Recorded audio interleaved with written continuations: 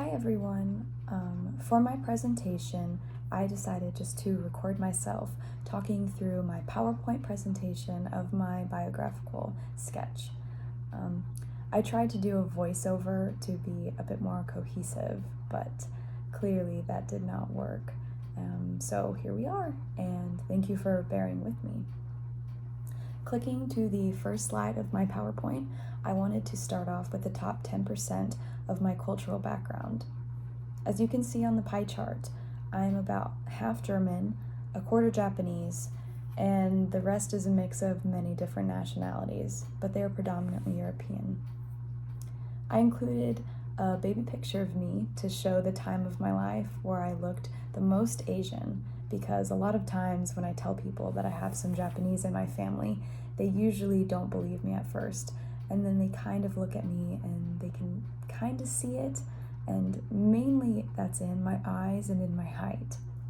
So in this baby picture, you can see the uniquely upturned, almost almond-like shape, which kind of gives it away a little bit, and I don't know if you can tell now, but the older I get, the less almond they look, but I still think that you can see it sometimes, and a lot of people agree with me.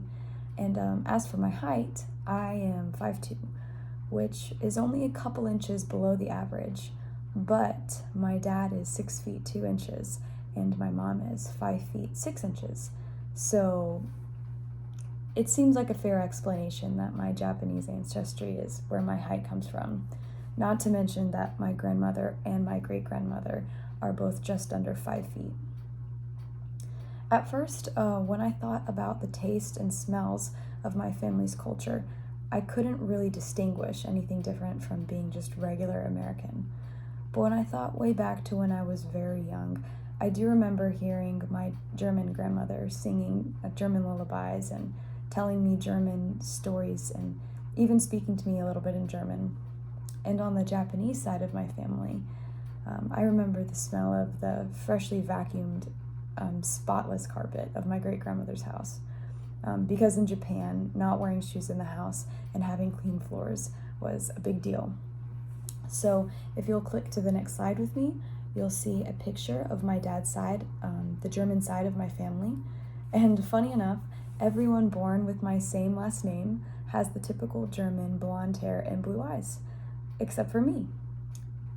Unfortunately, I do not have a picture of my Japanese side of the family to share, as we are not in contact, but I have been told that I look like a carbon copy of my mom, though she is a bit more Asian than I am. So on both sides of my family, there are 3 generations of born Americans, including myself, my parents, and my grandparents. It's only when you get to the great-grandparents that my family members were immigrants.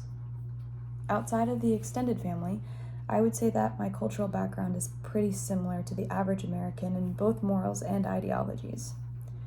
My family highly prioritized their conservative Christian values and praised the Western mindset of individualism. If you'll click to the next slide with me, I will say that my dad has had the biggest influence over shaping my worldview and values over anything else in the world. So I'll first start with talking about him, and then I will talk about his family a little bit. So my dad is 100% German by blood, but born in Lincoln, Nebraska to a military family.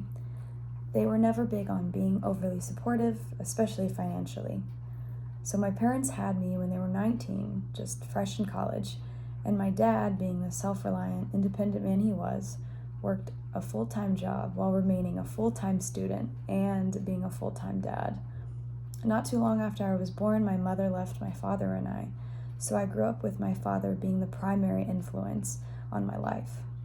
I remember when I was younger, my dad and I were beyond broke, and nothing was handed to us. But my dad could be the definition of a true American underdog story.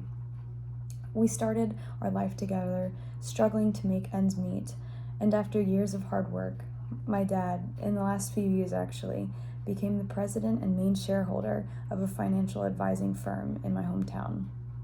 Walking with my dad through all those different stages of life really shaped the way that I view the world and what it means to be a hard worker. Some of the unspoken rules that I feel like I learned from him that's had a strong cultural influence is that everything must be earned. And I can see this play out in my own life, mainly in sports. But I have always thrived in individual sports where I was the one that had to outwork and then outperform everybody else. And the outcomes were entirely up to me. Which, as you can see in these photos, are pictures of me at track meets. And for a little bit more information, I am now on the USF track and field team as a pole vaulter. But in addition to my dad's impact on my cultural biography, I would say that his side of the family greatly shaped my worldview as well. Clicking to the next slide with me.